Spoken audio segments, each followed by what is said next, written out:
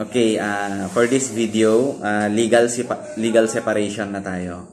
But before tayo pumunta ng legal separation, may sasagutin lang ako with regards sa mga tanong tungkol sa nullity of marriage and annulment of marriage. Magkaiba kasi yun. But usually, ang nagagasto dyan kapag nag-file po kayo ng petition, either nullity of marriage or annulment of marriage, ang nagagasto po dyan ng petitioner is 200,000 pesos. Okay? Without prejudice to the result, whether it will be granted or it will be denied, it is a package deal na 200,000 pesos ang magagasto mo. Yun po ay depende sa magiging counsel mo. And of course, we will now distinguish what is the difference between nullity of marriage and annulment of marriage. Kasi ang nullity of marriage, it applies to marriages which are void. No? Void marriages are considered as having never been taken place. They are void from the very beginning. On the other hand, annulment of marriages, that is valid until otherwise declared by the court annulled. Yun yung difference nung dalawa. Now, meron pang isa, but ito yung hindi ka naman pwedeng ikasal. Kasi sa annulment of marriage and nullity of marriage, kapag nag-grant ito ng korte, you can contract a marriage. No?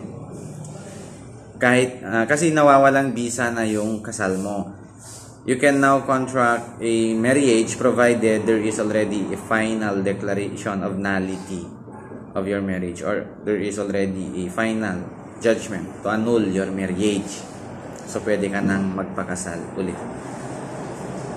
Unlike sa legal separation na topic natin ngayon sa video na ito, kapag nag-grant ang legal separation, hindi ka pwedeng magpakasal because your marriage is not severed.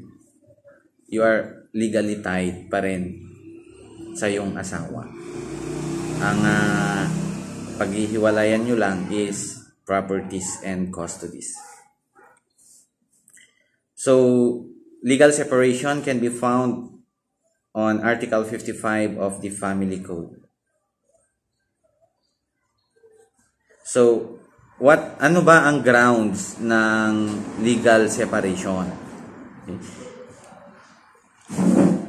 The grounds are physical violence, repeated physical violence, or grossly abusive conduct directed against the petitioner, a common child, or child of the petitioner.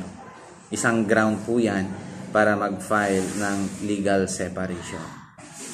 Second is physical violence or moral pressure to compel petitioner to change religious or political affiliation.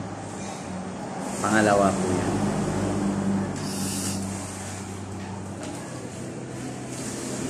Pangatlo, kapag kinompel ka or kinorap ka or ininduce ka na ma-engage sa prostitution o pati yung anak mo, ininduce, kinorap to engage in prostitution or connivance in such corruption or inducement. That is a ground for legal separation. Fourth is, kapag nakulong by final judgment yung respondent, yung asawa mo, of more than 6 years. Paano kung napardon? It is still a ground for legal separation, notwithstanding the fact that the respondent is pardoned.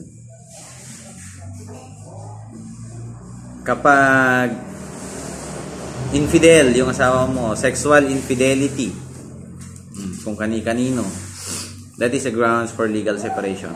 Even perversion. Pervert yung asawa mo.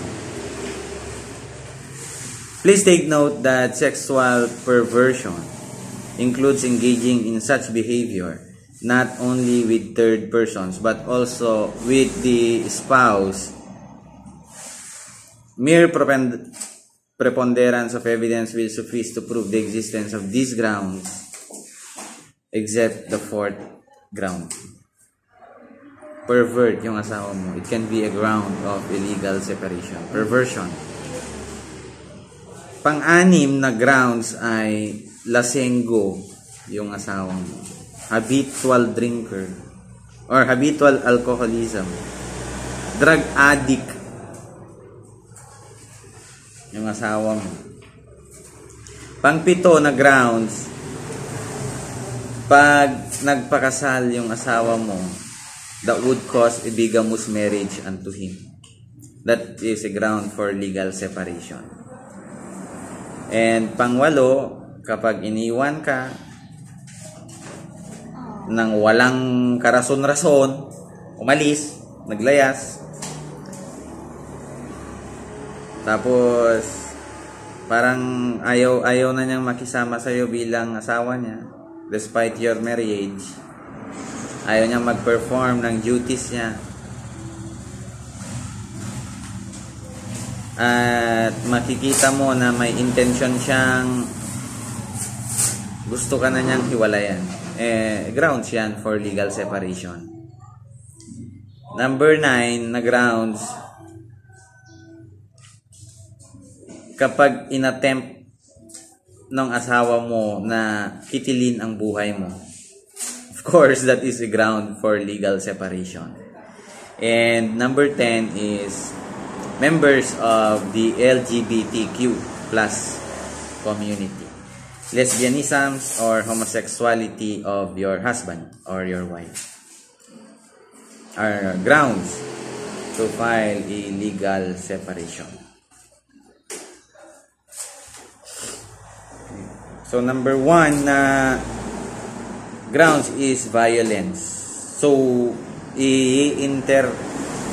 relate natin yan sa special law na Republic Act 9262, otherwise known as the Violence Against Women and Their Children. So ano ba ang nagko-constitute na violence mo sa Republic Act 9262? If you cause physical harm to the woman or her child, that is a violence. Threatening to cause the woman or her child physical harm. Attempting to cause the woman or her child physical harm. Placing the woman or her child in fear of imminent physical harm. Attempting to compel or compelling the woman or her child to engage in conduct with the woman or her child has the right to desist from or desist from conduct which the woman or her child has the right to engage in, or attempting to restrict or restricting the woman or her child freedom of movement or conduct by force or threat of force, physical or other harm, or threat of physical or other harm or intimidation directed against the woman or her child. Sinasali dito na kahit na pag kinontrol mo yung kilos at galaw ng babae at ng anak niya. That is a violence against women and their children. Inflicting or threatening to inflict physical harm on oneself for the purpose of controlling her actions or decisions. Causing or attempting to cause the woman or her child to engage in any sexual activity which does not constitute rape by force or threat or forced physical harm or through intimidation directed against the woman or her child or his immediate family.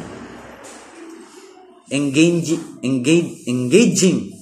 in purposeful, knowing, or reckless conduct, personally or through another, that alarms or causes substantial emotional or psychological distress to the woman or her child. Nag-i-stalk ka.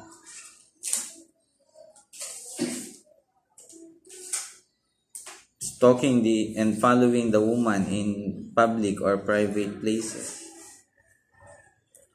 Naninilip ka sa bahay ng babae. Or lingering outside the residence of the woman or her child. Pumapasok ka, tumatambay ka pa sa bahay or sa loob ng bakuran ng babae at ng kanyang anak, nalabag sa kanilang kagustuhan, na nandun ka, naninira ka pa ng ari-arian at mga personal belongings ng babae o ng kanyang anak, nangaharas ka. You are causing mental or emotional anguish, public ridicule or humiliation to the woman on her child, including repeated verbal and emotional abuse and denial of financial support or custody of the minor children, of access to the woman's child or children. So, ground sa mga yon for legal separation. Causing mental or emotional anguish, public ridicule or humiliation to the woman or her child, including but not limited to repeated verbal and access or emotional abuse and denial of financial support or custody of minor children, of access to the woman's children. Those are the grounds constituting violence under Republic Act 9262, otherwise known as Violence Against Women and Their Children Act of 2004. So, when should an action for legal separation be filed? Kailan ka magpa-file? Kailan ka allowed na mag-file? An action for legal separation shall be filed within 5 years from the time of the occurrence of the cause. For example, si Rodrigo at si Lenny, nag-asawa sila noong 1988. December 23,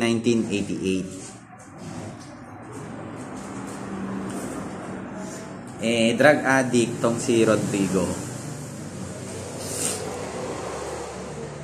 Di pinarehab siya na-discover yan ni Lenny noong 1989. 1 year.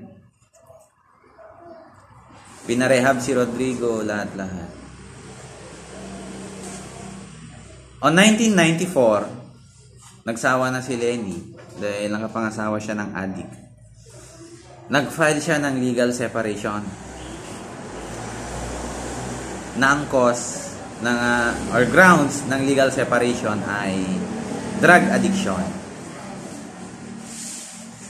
Pasok po ba siya sa 5 years from the time of the occurrence of the cause? Of course not.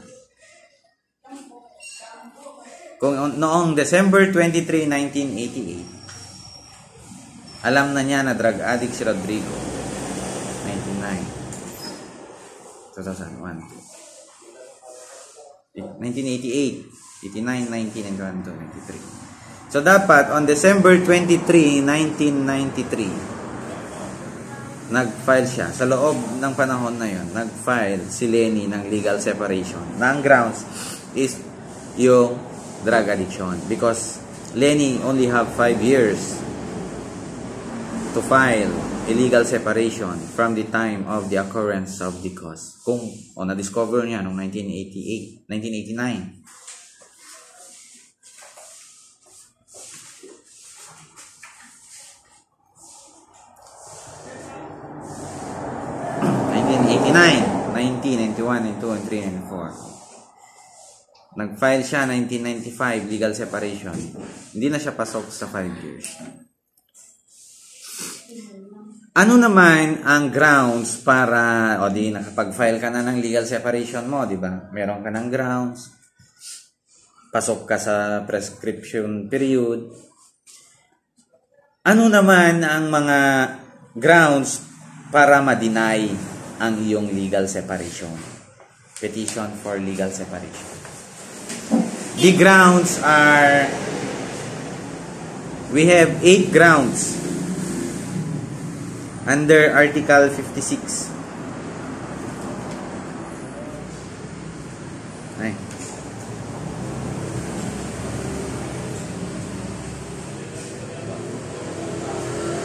We have 6 grounds under Article 56. The petition for legal separation shall be denied on any of the following grounds: where the aggrieved party has condoned the offense or act complained of. Nagpatawad ka. Pinatawad mo siya. Consent. Where the aggrieved party has consented to the commission of the offense or act complained of. Number 3, where there is connivance between the parties in the commission of the offense or acts constituting the ground for legal separation. Number 4, where both parties have given ground for legal separation.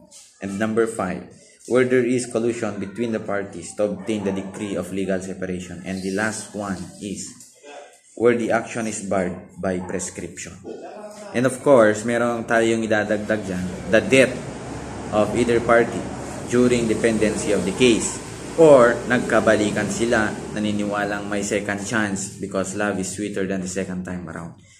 That's the 8th ground na pwedeng ma-deny ang iyong petition for legal separation. Yun yung grounds sa legal separation. Ngayon, yung asawa mo, babaero, womanizer, infidel, sexual infidelity, meron siyang sexual infidelity noong 2002. Meron na naman noong 2003, 2004, 2005, iba-iba. Every year, ibababae niya eh. Oh. Kapag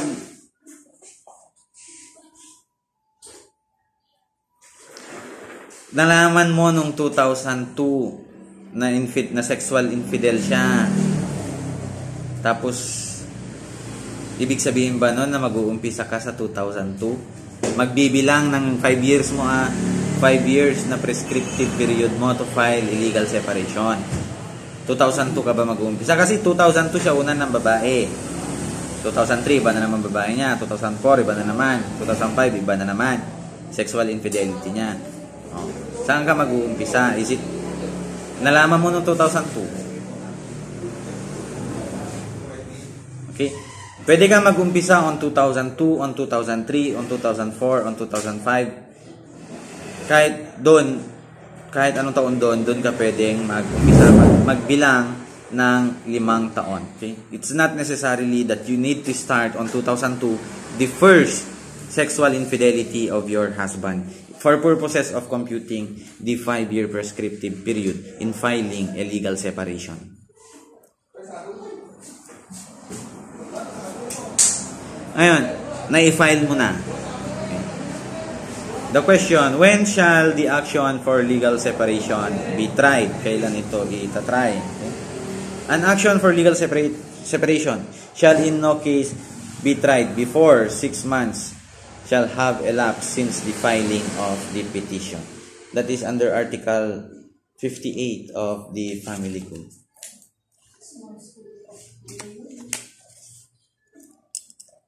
Yun yung tinatawag na cooling off period. Okay?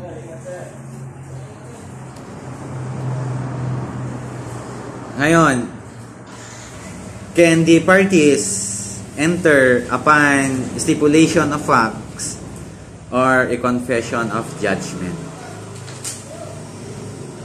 Okay. It is prohibited. The decree of legal separation shall be based, no decree of legal separation shall be based upon stipulation of facts or confession of judgment in any case.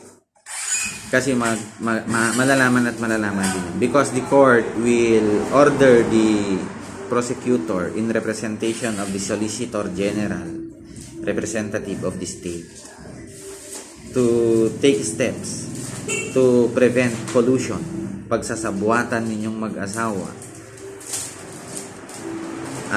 to make sure or take care that the evidence is not fabricated or suppressed.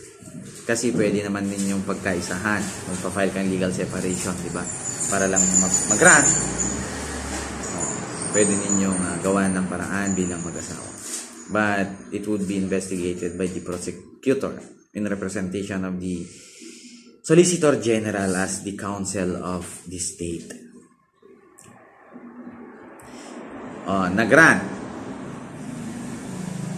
Nag-grant yung petition for legal separation ninyo. Ano yung effect ng legal separation ninyo? Ngayon, ang magiging effect niyan ng legal separation nyo kapag nag-grant yan, you're free as a bird. But you cannot contract a marriage. Kasi legal separation tayo. Spouses shall be entitled to live separately from each other.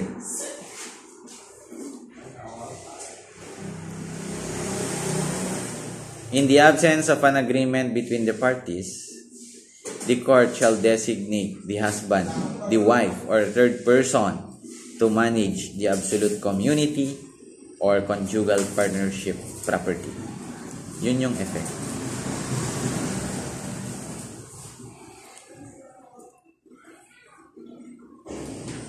Ngayon, mayroon ng decree of legal separation. Ano yung effect? Effect ng decree na, meron nang lumabas na decree. The effect is the absolute community or the conjugal partnership shall be dissolved and liquidated. But the offending spouse, kung meron mang offending spouse inyo, shall have no right to any share of the net profits earned by the absolute community or the conjugal partnership, which shall be forfeited in accordance with the provisions of Article 43 of the Family Code. Yung custody ng mga bata ay ibibigay yan sa inosenteng spouse.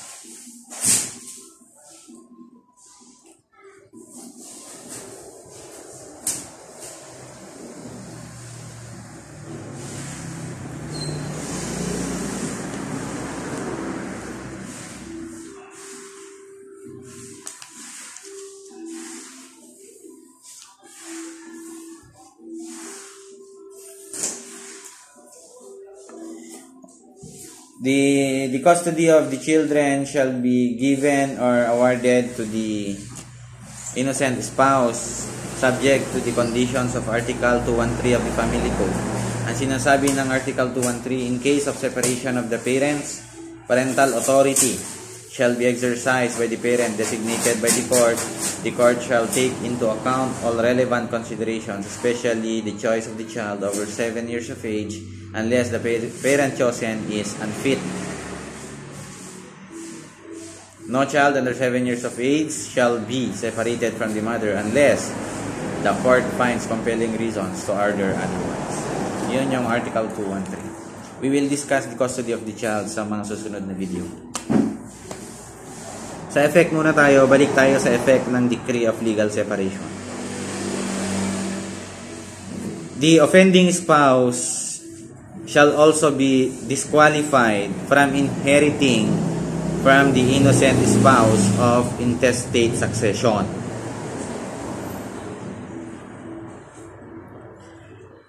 Moreover, provisions in favor of the offending spouse made in the will of the innocent spouse shall be revoked by operation of law. Grabe, no? Pinangalanan ka na, pinamanahan ka na sa last will ng asawa mo, pero nung lumabas yung decree ng legal separation, mawawala ang lahat ng yon, mare-revoke by operation of law. The spouse shall be entitled to live separately from each other, but the marriage bond shall not be severed. Mag-asawa pa rin kayo. After the finality of the decree of legal separation, the innocent spouse may revoke the designation of the latter as beneficiary in any insurance policy, even if such designation is considered irrevocable. Tanggal ka sa insurance pag guilty spouse. The donations made by him or by her in favor of the offending spouse, revoke din. But anyway, the revocation shall also be recorded in the registry of properties in places where the properties are located. Alienations, liens, and encumbrances registered in good faith before the recording of the complaint for revocation in the registry of property shall be respected. The revocation or change in the designation of the insurance beneficiary shall take effect upon written notification thereof to the insured. Ngayon, may timeline na naman tayo dito kung kailan mo i-revoke yung donation kapag nag-grant yung decree of legal separation. The action to revoke the donation under this article must be brought within 5 years from the time the decree of legal separation becomes final. Ngayon, what if after ninyong ipahiya ang sarili ninyo sa korte, na feeling yung mga artista kayo, ang legal separation kayo no? Na-in love ka ulit sa asawa mo. In the process, dahil lagi kayong nagkikita sa korte, lagi kayong gusto mo siya ulit kasama sa isang bahay. So, anong remedyo nyo? Meron ng decree of legal separation entitling you to live separately. So, wala syempre, hindi ka na makahanap ng kasing sipag, kasing ganda, kasing gwapo ng asawa mo. Gusto mo na ulit siya makasama sa isang bubong. You want to reconcile. Okay, if you want to reconcile, kapag pending pa lang yung legal separation proceedings, ite-terminate yan kahit nasa ang settings na kayo. Okay. The proceeding shall be terminated.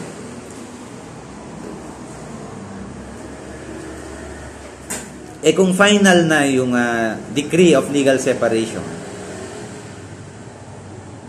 the decree shall be set aside, but the separation of property and any forfeiture of the share of the guilty spouse already effected shall subsist unless the spouses agree to revive their former property regime.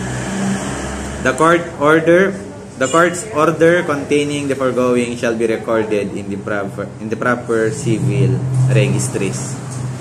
Yun yung effect kapag magre-reconcile kayo ng iyong asawa. Ngayon, paano kung gusto nyo talagang i-reconcile? You agreed to revive your former property regime. Ano ang kailangan mong gawin? Ano ang requirements na kailangan mong i-comply? In cases that you want to revive the former property regime, referred.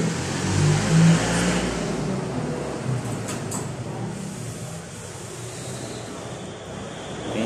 It should be under oath and shall specify the properties to be contributed anew to in the proceeding. It shall be executed under oath and shall specify the properties to be contributed anew to the restored regime. Those to be retained as separated properties of each spouses. Kung ano yung mga maiiwan. Yung mga pangalan ng mga pinagkakautangan nila, yung mga address, magkano ang nautang.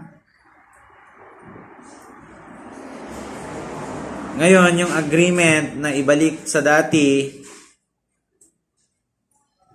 is subject to and the motion for its approval shall be filed with the court in the same proceeding for legal separation, with copies of both furnished to the creditors named therein. After due hearing, the court shall in its order take measure to protect the interests of the creditors, and such order shall be recorded in the proper registries of properties, and the recording of the ordering in the registry of property shall not prejudice any creditor not listed or not notified, unless the debtor's spouse has sufficient separate properties to satisfy the creditor's claim.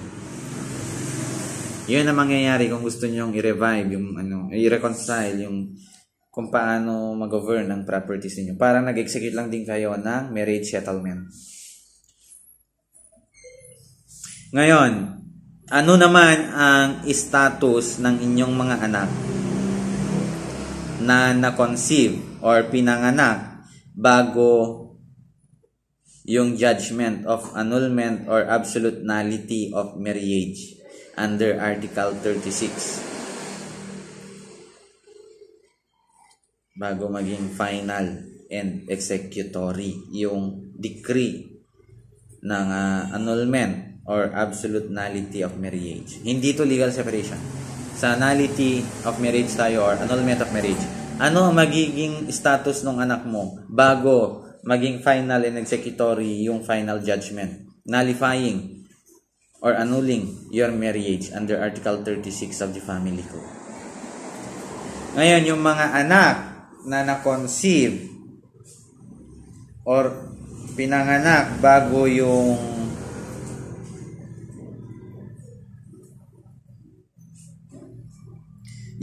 decree ng or judgment nullifying or annulling the marriage,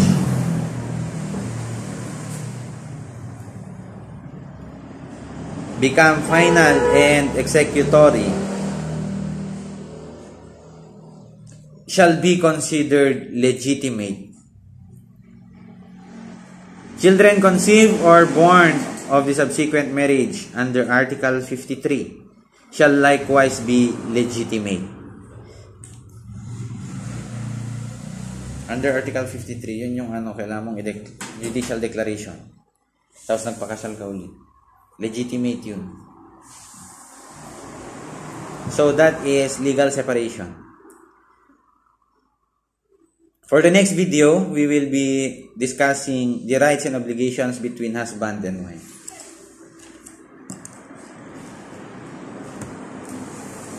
Tapos punta na po tayo sa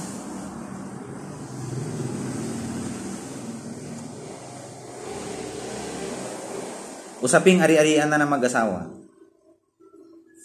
Yun ang next natin. So, thank you so much. Thank you for watching and ingat po kayo lahat.